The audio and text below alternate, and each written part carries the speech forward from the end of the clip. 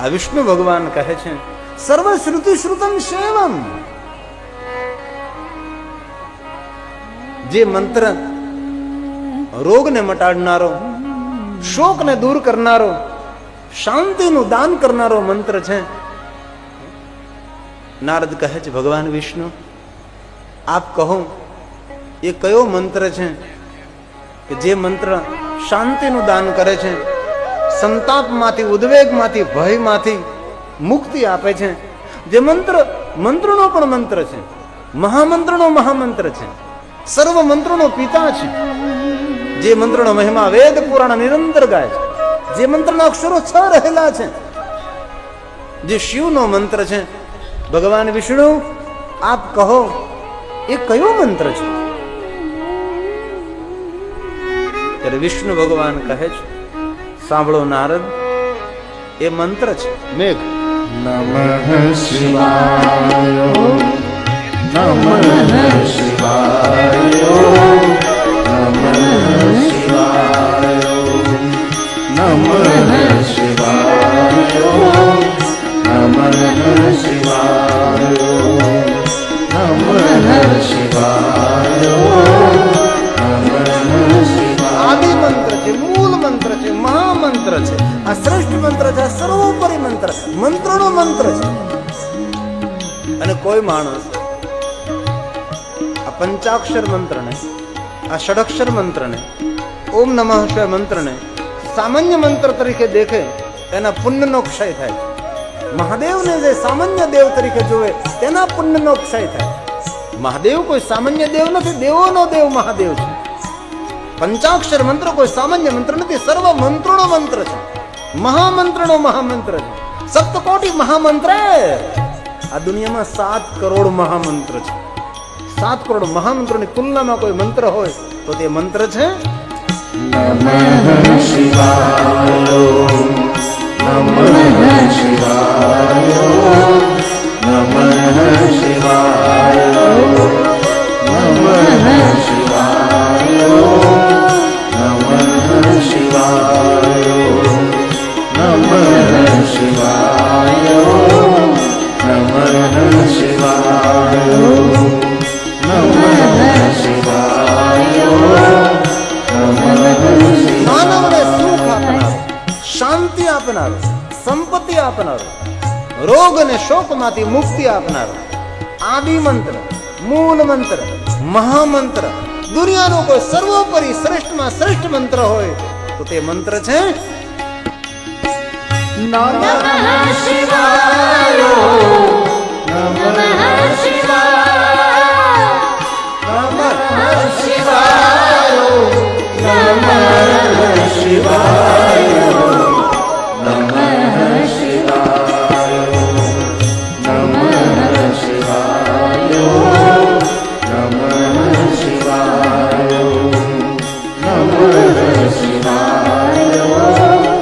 નમઃ શિવાય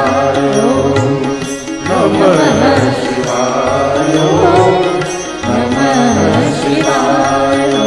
શિવાય નમઃ શિવાય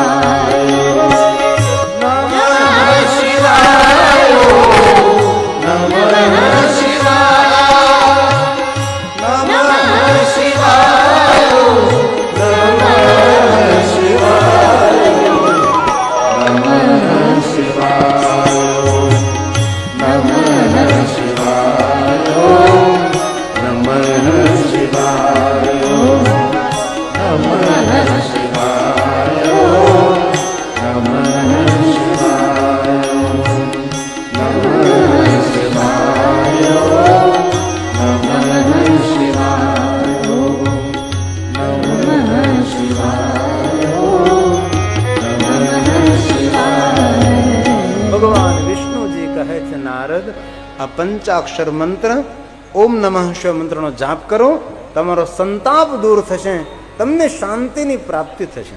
જપહુ જાય શંકર સતનામા, હોય હૃદય તુરત વિશ્રામા. જપે પંચાક્ષરમ સર્વ સિદ્ધિ લભે નર. નારદ, જે કોઈ માનવ પંચાક્ષર મંત્રનો આશ્રય કરે છે તેને દુનિયાની દરેક સિદ્ધિઓ ઉપલબ્ધ બને છે. નારદ, ભગવાન વિષ્ણુજી નારદને કહે છે, નારદ આ મારી પહેલી વાત, પંચાક્ષર મંત્રનો જાપ કરો. આપ ઓમ નમઃ શિવાય મંત્રનો જાપ કરો સંતાપમાંથી છૂટવા માટે. નારદ હવે બીજી વાત, ખુદ વિષ્ણુજી બોલે છે, સર્વાંગેષુ પ્રયત્નેન રુદ્રાક્ષ શિવ વલ્લભ. મહાદેવને પ્રિય છે. શિવ વલ્લભાનો અર્થ થાય વલ્લભાન એટલે વહાલું લાગવું. શિવને પ્રિય છે. કઈ વસ્તુ પ્રિય છે? રમ રુદ્ર રોગનાશાય ધનવંતરી હે રુદ્ર. રુદ્રાક્ષ રુદ્રાક્ષ શંકરને અતિ પ્રિય છે. નારદ સંતાપમાંથી છૂટવા માટે રુદ્રાક્ષ ધારણ કરો. સર્વાંગેશુ પૂરા અંગ પર આપ રુદ્રાક્ષ પહેરો. શિવ ભક્તોની શ્રેષ્ઠ ઓળખાણ રુદ્રાક્ષ. મહાદેવનું મોટું વરદાન રુદ્રાક્ષ. માનવ માત્ર રુદ્રાક્ષ પહેરવાનો પૂરો અધિકારી છે. કોઈ પણ જાતિનો, કોઈ પણ જ્ઞાતિનો, કોઈ પણ વર્ણનો, કોઈ પણ દેશનો, કોઈ પણ વેશનો માનવ માત્ર રુદ્રાક્ષ પહેરી શકે છે. પવિત્ર અવસ્થામાં રુદ્રાક્ષ પહેરી શકાય, અપવિત્ર અવસ્થામાં રુદ્રાક્ષ પહેરી શકાય. જન્મથી લઈને મૃત્યુ સુધી રુદ્રાક્ષ પહેરે છે. જે અપવિત્રતાનું વર્ણન અહીંથી કરી ન શકું એવી અપવિત્ર અવસ્થામાં રુદ્રાક્ષ પહેરે છે. અપવિત્રને પવિત્રતાનું દાન કરનારો રુદ્રાક્ષ છે. તેથી માનવ માત્ર રુદ્રાક્ષને ધારણ કરે. પૂજ્ય સ્વામી સદગુરુદેવ નિરુદ્વેશાનંદ સ્વામીજી આ એક મોટું કામ કર્યું છે. કેટલા ભાઈઓ બહેનોને રુદ્રાક્ષ પહેરતા કર્યા છે, રુદ્રાક્ષ પહેરતા કર્યા છે. શિવ ભક્તોની શ્રેષ્ઠ ઓળખાણ છે એ રુદ્રાક્ષ. તનના મનના રોગમાંથી પ્રફુલ્લિત મુક્ત રહેવા માટે આ રુદ્રાક્ષ એક શ્રેષ્ઠ ઔષધિ છે. મહાદેવની આપેલી જડીબુટી છે. શંકર ભગવાનનું આપેલું શ્રેષ્ઠ વરદાન ઇતિ રુદ્રાક્ષ. તેથી જેટલો પુરુષોને રુદ્રાક્ષ પહેરવાનો અધિકાર છે એટલો જ બહેનોને પણ રુદ્રાક્ષ પહેરવાનો પૂરો અધિકાર છે. કટી ભાગથી ઉપર રુદ્રાક્ષ પહેરી શકાય છે. કમરથી ઉપરના ભાગમાં, નાભીથી ઉપરના ભાગમાં આપ રુદ્રાક્ષ પહેરી શકો છો. હવે તો આભૂષણો પણ રુદ્રાક્ષને મળે છે. કંકણમાં રુદ્રાક્ષ હોય છે, સોનાના હારમાં રુદ્રાક્ષ હોય છે, વીટી બુટીમાં રુદ્રાક્ષ હોય છે. કેટલા કેટલા રુદ્રાક્ષ છે. હવે તો આભૂષણોમાં રુદ્રાક્ષ છે. તેથી માનવે જો પોતાનો પરમ મંગલ, પરમ કલ્યાણ કરવો હોય તો માનવે રુદ્રાક્ષને ધારણ કરવો એવું ભગવાન વિષ્ણુજીએ નારદને કહ્યું છે. નારદ સંતાપમાંથી છૂટવા માટે ઉપાય છે રુદ્રાક્ષ. હવે નારદ ત્રીજી વાત, આ કોણ બોલે છે? કોઈ સામાન્ય દેવ નહીં, ખુદ વિષ્ણુ. વિષ્ણુ ભગવાન બોલે છે. એ નારદ આપાદ મસ્તકં સંયમ ભસ્મનોદ તુલ્ય નારદ ભાલમાં ભસ્મનું ત્રિપુંડ કરો. તમને પરમ શાંતિની અનુભૂતિ થશે. શિવ ભક્તોની ઓળખાણ છે ભાલમાં ભસ્મનું ત્રિપુંડ. ઓમ અગ્નિથી ભસ્મ, વાયુથી ભસ્મ, જલમેથી ભસ્મ. જેના ભાલમાં ભસ્મનું ત્રિપુંડ હોય એમનું દર્શન કરવા માત્રથી ગંગા સ્નાનનું ફળ મળે છે. શિવ ભક્તો ભાલમાં ભસ્મનું ત્રિપુંડ કરે. મહાદેવના ભક્તો ભાલમાં ભસ્મની બિંદી કરે છે. અરે વિષ્ણુ ભસ્મનું ત્રિપુંડ કરે છે. અરે બ્રહ્મા ભસ્મનું ત્રિપુંડ કરે, ઇન્દ્ર ભસ્મનું ત્રિપુંડ કરે, કુબેર વરુણ સપ્ત ઋષિ ભસ્મનું ત્રિપુંડ કરે છે. માનવનું કયું દુર્ભાગ્ય છે ભસ્મનું ત્રિપુંડ તો નથી કરતો, ભસ્મની બિંદી પણ નથી કરતો. જ્યારે માણસ ભાલમાં ભસ્મની બિંદી કરે તેનું ચિત્ત, મન, વાણી ભગવાન શિવ સાથે જોડાય છે. કારણ કે ભગવાન શંકર ને ભસ્મને સીધો સંબંધ છે. કોઈના ભાલમાં ભસ્મનું ત્રિપુંડ જો તો ભસ્મને દેખતા રામની, કૃષ્ણની, વિષ્ણુ, બ્રહ્માને યાદ ના આવે. ભસ્મનું ત્રિપુંડ દેખતા આપણા માનસ પટ પર શંકરનું ચિત્ર અંકિત થાય. એ છે ભસ્મ. વિષ્ણુ ભગવાન કહે છે નારદ ભાલમાં ભસ્મનું ત્રિપુંડ કરો, પંચાક્ષર મંત્ર ઓમ નમઃ શિવાય મંત્રનો જાપ કરો અને તમે રુદ્રાક્ષને ધારણ કરો. તમારું સર્વ મંગલ થશે નારદ, તમારું સર્વ કલ્યાણ થશે નારદ. આ ત્રણ વાત મારે યાદ રાખો. આ નારદે નથી યાદ રાખવાની, આપણે હવે યાદ રાખવાની છે. આ વિષ્ણુ નારદ એક સંવાદ છે ને. આ દુનિયાના દરેક માનવને વિષ્ણુ સંદેશ આપે છે. કે તાપ અને સંતાપમાંથી, ઉદ્વેગમાંથી, ભયમાંથી, અશાંતિમાંથી છૂટવા માટેનો શ્રેષ્ઠ ઉપાય ભસ્મ, રુદ્રાક્ષ, પંચાક્ષર મંત્ર. ઓમ નમઃ શિવાય. હાલતા ચાલતા, બેસતા, ઉઠતા, ખાતા, પીતા, ઊંઘતા, જાગતા, પવિત્ર અવસ્થામાં, અપવિત્ર અવસ્થામાં, ઘરમાં, વનમાં, શમશાનમાં, કોઈ પણ અવસ્થામાં આપ આસ્થાથી ઓમ નમઃ શિવાય, ઓમ નમઃ શિવાય. એ માનવનું સર્વ મંગલ, એ માનવનું સર્વ કલ્યાણ થાય છે. હવે નારદ ચોથી વાત, સંતાપમાંથી, ચિંતામાંથી, ડિપ્રેશનમાંથી બહાર આવવા માટે, ઉદ્વેગ અને ભયમાંથી દૂર જવા માટે આ ચોથો માર્ગ નારદ સાંભળો. નારદ ભગવાન વિષ્ણુ બોલે છે,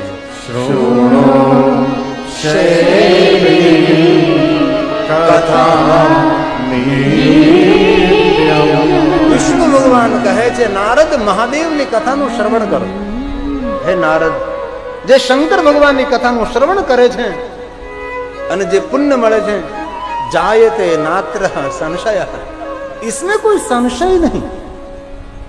જે પુણ્ય મળે છે જતું નથી, એ નિત્ય રહે છે.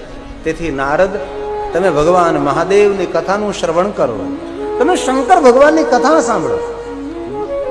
નારદ, હવે પાંચમી વાત,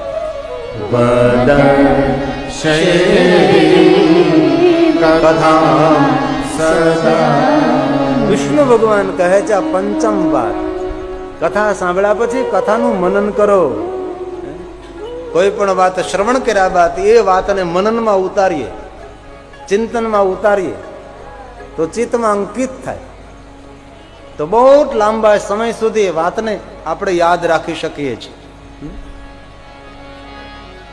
તેથી કથા સાંભળો. કથા સાંભળ્યા બાદ એ કથાનું ચિંતન કરો. માણસ ચિંતન ઓછું કરે છે, ચિંતા જાજી કરે છે. દુનિયાનો કોઈ પણ માણસ તમે જો કેટલી ચિંતા કરે, કેટલી ચિંતા કરે, અને જીવનનો જે સમય ચિંતા કરવામાં વીતે એ સમય કચરા પેટીમાં જાય છે. પરંતુ જીવનનો જે સમય પરમાત્માનું ચિંતન કરવામાં વીતે છે એ પરમાત્માની તિજોરીમાં જાય છે, એ ભગવાનની બેંકમાં જમા થાય છે. પ્રભુનું ચિંતન કરે, પ્રભુનું સ્મરણ કરે, ભગવાનનું ભજન કરે, પરમાત્માનું કથા શ્રવણ કરે, એ માનવનો સમય એ લેખે લાગે, લેખે લાગે. પણ દુનિયામાં બહુ ઓછા જૂજ માણસો જે ભગવાનના ચિંતન સાથે જોડાતા હોય, સારી વાતોના ચિંતન સાથે જોડાતા હોય. બાકી ચિંતા, મારી તારી, કુથલી, નબળો વિચાર, નબળી વાતો માણસ પોતાના જીવનને ખતમ કરી દે છે. મોંઘામાં મોંઘો આ નોનો દેહ, દુર્લભો મનુષ્ય દેહો દેહિનામ ક્ષણ ભંગોર, બડે ભાગ માનજ તન પાવા, જેનું કોઈ મૂલ્ય નથી, જેની કોઈ આપણી પાસે ઇજ્જત નથી. એક એક પલ, એક એક પલ જેનું મૂલ્ય ચૂકવી ન શકીએ એવું આપણને જીવન મળ્યું. પણ કેટલા માણસો સાવધાન છે? બહુ જૂજ, બહુ ઓછા. ભોજનમાં જેટલી રુચિ હોય એટલી ભજનમાં રુચિ થઈ જાય ને તો બેડો પાર થઈ જાય. પણ ભાગ્યે જ કોઈને થાય છે, ભાગ્યે જ કોઈને થાય છે, ભાગ્યે જ થાય છે. અહીં ભગવાન વિષ્ણુજી 5 વાતો કહે છે. પહેલી કઈ વાત? ચિંતામાંથી મુક્ત થવા માટે પંચાક્ષર મંત્ર. બીજી રુદ્રાક્ષ પહેરો. ત્રીજી ભસ્મ. ચોથી શિવ કથા સાંભળો. કથા સાંભળ્યા બાદ કથાનું મનન કરો. અને હવે છઠ્ઠી વાત, પૂજ્ય સ્વાતિ યતનેન શિવ ભક્તા પુનઃ. આ વિષ્ણુ ભગવાનના વચનો છે ભાઈ. વિષ્ણુ ભગવાન નારદને એમ કહે છે કે મહાદેવના ભક્તોનો સંગ કરો, શિવ ભક્તોના સંગમાં રહીને શિવ ભક્તોની સેવા કરો. નારદ, તમારું સર્વ મંગલ થશે. નારદ, તમારું સર્વ રીતે કલ્યાણ થશે. ગયેલું પુણ્ય ફરી તમને પાછું મળે, અને જે પુણ્ય મળે છે એ પુણ્ય રોજ તમને આનંદ, સુખ આપતું રહેશે, તમને પ્રસન્નતા પ્રદાન કરતું રહેશે. તેથી હે નારદ, તમે ભગવાન મહાદેવની કથાનું શ્રવણ કરો, તમે શિવ કથા સાંભળો. નારદ, અને કથા સાંભળવી એ તો પહેલી ભક્તિ છે ભાઈ. ભક્તિનો પ્રારંભ. કોઈ માણસ કે મારે ભગવાનનું ભક્ત બનવું છે તો શું કરવું જોઈએ? પહેલા તો કથા શ્રવણ કરવી પડે છે. વિષ્ણુ બોલે છે, નારદ, શ્રોત્રેણ શ્રવણમ. આ પહેલું પગથિયું છે. આ પહેલું દ્વાર છે. કોઈને ભગવાન તરફ ગતિ કરવી હોય, કોઈને ભક્ત થવું હોય તો શું કરવું પડે? સત્સંગ કરવો પડે છે. બહુ લાંબા સમય સુધી સત્સંગ કરવો પડે છે, કથાનું શ્રવણ કરવું પડે છે. અને ત્યારબાદ કીર્તન, વચસા કીર્તન અને ત્યારબાદ મનસા મનન સાધન નહીં પરંતુ સાધન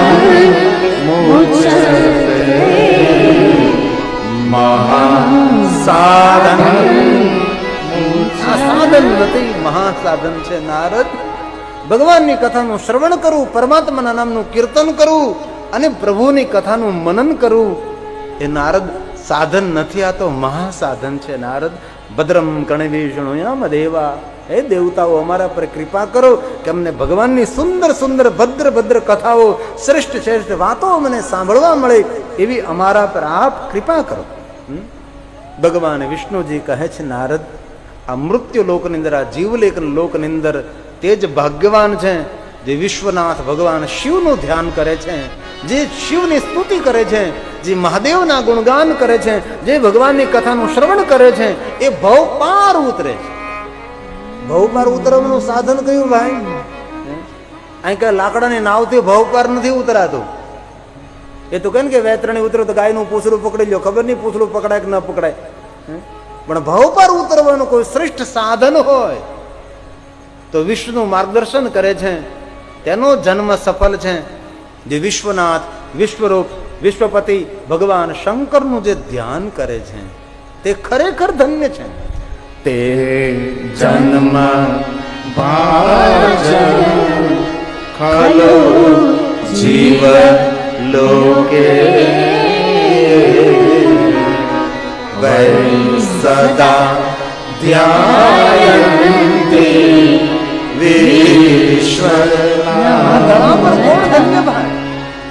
આ ભૂમિમાં કોણ ધન્ય છે? કોનો જન્મ લેવો સફળ છે? આ શિવ મહાપ્રાણના બ્રહ્મ વાક્યો છે, જેની વાણી ભગવાન શંકરના ગુણગાન કરે છે. વાણી ગુણાન સ્તોતે શૃણોતે શ્રોત્ર દ્વયં તે ભવં તરં ઉતરે. શૃણોતે શ્રોત્ર દ્વયં તે ભવં તરં. ભગવાન વેદ વ્યાસ, મહર્ષિ વ્યાસ એમ કહે છે કે જે ભગવાનની કથાનું શ્રવણ કરે છે, મહાદેવની કથા જે સાંભળે છે, એ ભવ પાર ઉતરે. ઇનમે કોઈ સંશય નહીં. વિષ્ણુ ભગવાન કહે છે, નારદ, મહાદેવની કથા સાંભળો. નારદ કહે, ભગવાન, મને મહાદેવની કથા કોણ કહે? વિષ્ણુ ભગવાન કહે છે, નારદ, શંકર ભગવાનની કથાનું શ્રવણ કરવું હોય, બ્રહ્મલોકમાં જઈને આપના પિતા બ્રહ્માજીને કહો, બ્રહ્માજી તમને મહાદેવની કથા કહે. નારદ વિષ્ણુ ભગવાનને પ્રણામ કરી બ્રહ્મલોકમાં આવે છે. પોતાના પિતા બ્રહ્માને પ્રણામ, સાષ્ટાંગ પ્રણામ, દંડવત પ્રણામ કરે છે. પોતાના પિતાજીની પરિક્રમા કરે છે અને હાથ જોડી નારદ કહે છે, હે પિતા બ્રહ્મા, આપ મારા પિતા, હું તમારો પુત્ર છું, આપ મને ભગવાન મહાદેવની કથા કહો. બ્રહ્માજી પોતાના આસન ઉપરથી ઉભા થાય છે, નારદની નજદીક આવે છે. નારદને કહે છે, નારદ, મારા પ્રણામનો સ્વીકાર કરો. નારદ કહે, અરે પિતા, હું તમારો પુત્ર છું, આપ મારા પિતા, મને શા માટે પ્રણામ કરો છો? હું તમને પ્રણામ કરું એ ધર્મ છે, કારણ કે આપ મારા પિતા છો. પણ તમે મારા પિતા, મને શા માટે પગે લાગો છો? એ સમયે બ્રહ્મા યાદ રાખવા જેવું બોલે છે. બ્રહ્માજી એમ કહે છે, નારદ, આપ તો સંત છો, સાધુ છો, મુનિ, મહામુનિ, ભગવાનના ભક્ત છો, તેથી હું તમને પ્રણામ નથી કરતો. પરંતુ હે નારદ, હું તમને પગે એટલા માટે લાગુ છું, પ્રણામ તેટલા માટે કરું છું. હે નારદ, દુનિયાનો કોઈ પાપીમાં પાપી માણસ હોય, જેને દુનિયાનું એક પણ પાપ ન છોડ્યું હોય, આવો મહાપાપી કોઈ માનવ હોય, પણ તેના મુખમાંથી શબ્દો પ્રગટ થાય કે મારે મહાદેવની કથા સાંભળવી છે, એ પાપી માનવ પણ પગે લાગવાને પાત્ર બની જાય છે. નારદ, તમારા મુખમાંથી શબ્દો પ્રગટ થયા છે કે મારે કથાનું શ્રવણ કરવું છે, મારે મહાદેવની કથા સાંભળવી છે. તેથી હે નારદ, તમે મારા પુત્ર, પણ મારા માટે પ્રણામ કરવાની